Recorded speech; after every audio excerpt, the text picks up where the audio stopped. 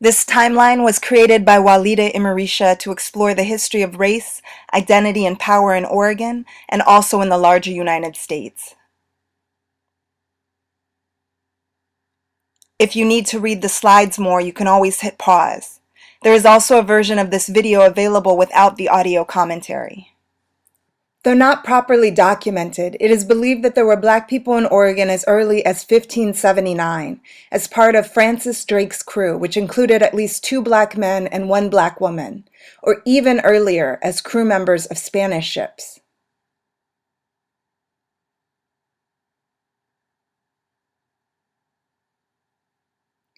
The first well-documented Black person in Oregon was Marcus Lopez, who came as a member of Captain Robert Gray's crew in 1788.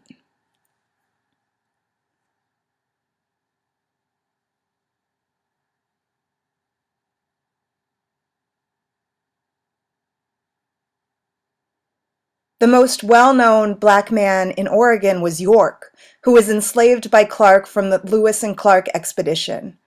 What is often not documented is that York was invaluable in securing diplomatic relations with Native communities who treated him with great respect.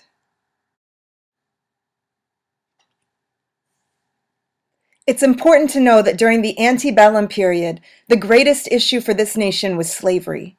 Because slavery was not only a barbarous institution, but also an economic system, there were white people who were anti-slavery, but also anti-Black. This is the mentality that birthed Oregon. Even as a territory, Oregon outlawed slavery, but also banned Black people from moving here upon pain of public whipping every 6 months till they left. The land that Black folks were excluded from is land stolen from Native peoples through acts such as the 1850 Oregon Donation Land Act. Oregon was created as a white homeland. This is the actual language used to recruit people to move to Oregon. It was founded in a white nationalist fantasy of creating a white utopia void of any people of color. Oregon was in fact the only state to be admitted to the Union with a racially exclusionary clause that forbade Black people from moving to Oregon, owning real estate, or making contracts here. Black people who lived here had no legal standing and were undocumented. This exclusionary language was in Oregon's Constitution until 2001, when Black leaders, community members, legislators, and allies were successful in finally having that language removed. So racist terrorist organizations like the Knights of the Golden Circle were not anomalies. They were only slightly more extreme than Oregon's mainstream institutions. This is proven by laws like the 1862 law, which created an annual tax for Black, Hawaiian, and Chinese people and so-called mulattoes living in Oregon. If they were unable to pay, they would be forced to work for the state. In 1865, the Civil War ended, and the 13th Amendment abolished slavery. However, it would be 3 more years before Black people had any legal standing and guaranteed citizenship rights. Nationally, Black folks were in the same position that Black people in Oregon had been in. In 1862, Oregon passed a law banning interracial marriages between white people and anyone with more than 1 grandparent who was Black. This law was expanded in 1866 and added Chinese, Hawaiian, and Native peoples to that ban. That did not mean that communities of color in Oregon did not organize to meet their own needs. Like in Salem in 1867, when the Black children were denied access to public education. The Black community pooled its money together and started a separate school. And after a lawsuit was filed, the city of Salem agreed to take over running it as a segregated school. Portland public schools were also segregated at this time. In 1868, the 14th Amendment is ratified, which guaranteed universal citizenship rights regardless of many factors, including race. And then in 1870, the 15th Amendment passed, which outlawed voting discrimination based on race. Though federal laws supersede state law, states can ratify constitutional amendments to show their support. In both cases, Oregon did not ratify these constitutional amendments until decades after they were passed federally. Over 100 years for the 14th Amendment.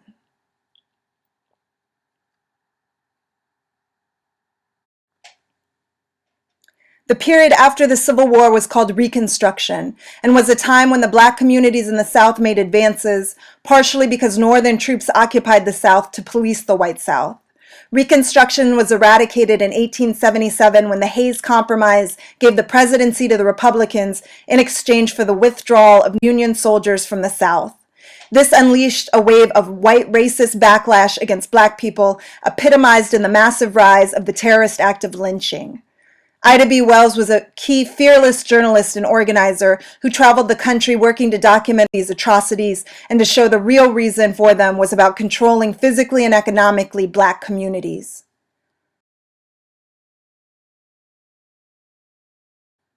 Oregon only has one reported lynching, though the Black community says there are many, many more that went undocumented and uninvestigated.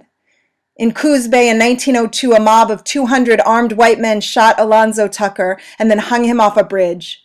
The local paper called the mob orderly, and the Oregon Journal called Tucker a Black fiend who got the death he so rightfully deserved when they reported the terrorist act. The completion of the Transcontinental Railroad in the 1880s and into the early 20th century brought the first large influx of Black folks to Oregon, who came employed by the railroad industry. In fact, the heart of the Black community in Portland then, about 1,000 people, was around Union Station and centered around the Golden West Hotel, which was started to serve the Black railway workers who were denied lodging in the other segregated white-owned hotels. Black folks coming to Oregon were some of the millions who left the South to escape Jim Crow segregation and state-sanctioned terrorism like lynching during the Great Migrations. The first Great Migration ran from 1910 to 1930, and the second Great Migration from 1940 to 1970. At the end of the migrations, only 7% of Black people lived in the West.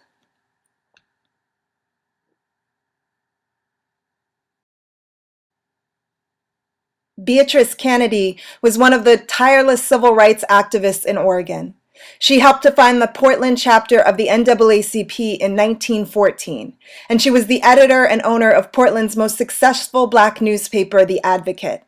She was one of the organizers who worked to repeal the Black Laws, the racially exclusionary language in the Constitution that forbade Black people from moving to Oregon. Unfortunately, Black people moving to Oregon met the same attitudes and institutional oppressions they were trying to leave in the South. On the books in Portland were laws like those of the Real Estate Board's Code of Ethics that institutionalized redlining, the process of designating a small, unwanted section of town as the only place people of color can rent or buy housing. We are often told racist terrorist organizations like the Ku Klux Klan were a marginalized group within the larger society, but that is not the case. The first full-length motion picture, Birth of a Nation, glorified the creation of the Klan, and President Woodrow Wilson screened it to visiting foreign dignitaries in the White House. The NAACP nationally and here in Portland organized to ban the film. At its height, 15% of the American population was a card-carrying member of the Ku Klux Klan. In Oregon, that number was 25%. Pictured here are prominent community members, leaders, and elected officials happy to pose with the Klan. The Klan in Oregon was in fact so powerful they were able to oust one governor and install a card-carrying Klan member, Walter Pierce, as the new governor. The Klan was also able to push the Compulsory School Act, saying every child had to attend public school so that they, the Klan, could indoctrinate all of Oregon's youth. This was later declared unconstitutional by the U.S. Supreme Court. These racist attitudes affected all communities of color. Federal law made it illegal for immigrants of color to become citizens, and the 1923 Oregon Alien Land Bill said no immigrants ineligible for citizenship could own property or do business, specifically attacking Portland's Japantown and Chinatown. But folks make community in the most unlikely of places, like in Maxville, where 60 Black lumberjacks and their families made a home for themselves from 1923 to 1943. Community historian and filmmaker Gwen Trice, whose family also lived in Maxville, is working hard to preserve that history and to share it. Blatant signs of racism remained visible across the Oregon landscape, including a restaurant chain called Coon Chicken Inn, where diners entered through the mouth of a smiling black-faced caricature. A restaurant similar to this, Little Sambo's, formerly Little Black Sambo's, is still operating in Lincoln City. There were whites-only signs around Bend, Oregon until 1925, when the Black community protested, saying they knew where they were welcome and that the signs only served to further humiliate them. The city council passed a resolution removing the signs, but segregation stayed firmly in place both in Bend and in Portland. But communities of color found ways to turn adversity into strength. As in Portland, where the strict redlining created a tight community, the heart of which was North Williams Avenue, which became known as an underground jazz treasure. Many of the national jazz legends played there, and you could hear jazz 24 hours a day. The mentality of control and exclusion that sprung from the white nationalist mindset that founded Oregon was evident in the national order signed by President Roosevelt in 1942 that forcibly imprisoned every Japanese American into desert concentration camps. Most were imprisoned for 3 years, patrolled by soldiers who would shoot anyone who tried to cross the boundaries. At the same time, the wartime effort needed labor, and this led to the government implementing the Bracero program, which brought 4 million Mexican workers into the country to labor under unsafe working conditions, inadequate housing, racial discrimination, and violence from the growers. The Northwest specifically was known for Bracero strikes, and almost every camp experienced the workers rising up and organizing for justice. This need for wartime labor is what created the second Great Migration for Black people. Companies were heavily recruiting Black folks in the South to come and work in factories. This happened in the Kaiser shipyards in Oregon. There was not enough space in the redlined community in Portland to house these workers, so Kaiser bought unincorporated land outside of Portland, threw up shoddy housing, and called it Vanport. With 100,000 people at its height, Vanport was Oregon's second largest city, and it was 40% Black. That is until 1948, when Vanport was destroyed by the Columbia River flooding. The flood left nearly 17,000 people, disproportionately Black, homeless. The Black population in Portland at that time was 2,500. In the 1950s, the United States government terminated treaties with Native American tribes. The government said it no longer recognized tribes as sovereign nations. This is akin to the U.S. saying it no longer recognizes Canada as a nation and instead sees all of its resources up for grabs. This disproportionately affected the Northwest and Oregon tribes. The civil rights movement nationally is marked by the Greenboro sit-in and the Montgomery bus boycott. In Portland, organizing by the Urban League of Portland and supporters led to the Oregon Civil Rights Bill being passed in 1953. Similar organizing work continued throughout the 1950s and 1960s in Oregon, as did it nationally. And we see the same thing nationally as well as locally, that from organizers like Rosa Parks on down to Mamie Till, this movement incorporated the leadership of women. We see a huge blow being dealt to the Black community, though, when construction for the Memorial Coliseum and highway construction was approved in 1956, right on top of the Albina neighborhood, the close-knit, thriving community where 4 out of 5 Black people lived. Thousands of homes were demolished, and an entire community was forcibly displaced. This is the same process we see echoed across the country as highways are being built in the 1950s. But marginalized communities found a variety of ways to fight back. Across the country, there were uprisings in Black and brown communities protesting the treatment people there experienced, the first being Watts in 1965, sometimes referred to as race riots. Portland had 2 uprisings in 1967 and 1969, both sparked by mistreatment of Black youth by the police. And the Black community nationally and locally worked to build as well, as evidenced by the Black Panther Party, which nationally ran survival programs to address the needs of the community neglected by the government. In Portland, the Panther chapter, started by Kent Ford and others, ran a free breakfast program for children, a healthcare clinic, and dental clinic for years. And for this, they were targeted by law enforcement. Another blow was dealt to the Black community when Emmanuel Hospital received federal funding to expand. The hospital demolished thousands of homes in the Albina neighborhood. People were given 90 days to move out and a pittance for their homes and moving costs. The federal funding ran out after demolition, but before construction, and the neighborhood lay devastated for decades. Also in 1970, the Black Studies Department was founded at Portland State University, part of a wave of departments focused on the experiences of people of color coming from the organizing by students, radical faculty, and the larger community. PSU's Black Studies Department is currently one of the few surviving Black Studies departments in the country. Across the nation in the 1970s, companies abandoned cities to exploit labor in third world countries. Hardest hit were communities of color facing rampant unemployment. Property values plummeted, like in Albina, where housing in the 1980s was assessed at half or less than the original values. The Portland Police Department has been accused of violence and brutality against marginalized communities many times, including dozens of killings by police of unarmed people in the past 4 decades. The opossum incident in 1981, where 2 police officers tossed 4 dead possums in front of a popular Black-owned restaurant, was one of the milder allegations of racial discrimination. In the 1960s and the 1970s, Portland Public Schools started a blatantly racist busing program where only Black children were bused. The Black community also saw the school board begin trying to close Harriet Tubman Middle School, historically Black. In 1982, the Black United Front organized a walkout with 4,000 students, as well as protests at the school board like the one pictured here. In 1988, an Ethiopian student and father, Mulugeta Sarah, was brutally murdered by racist skinheads.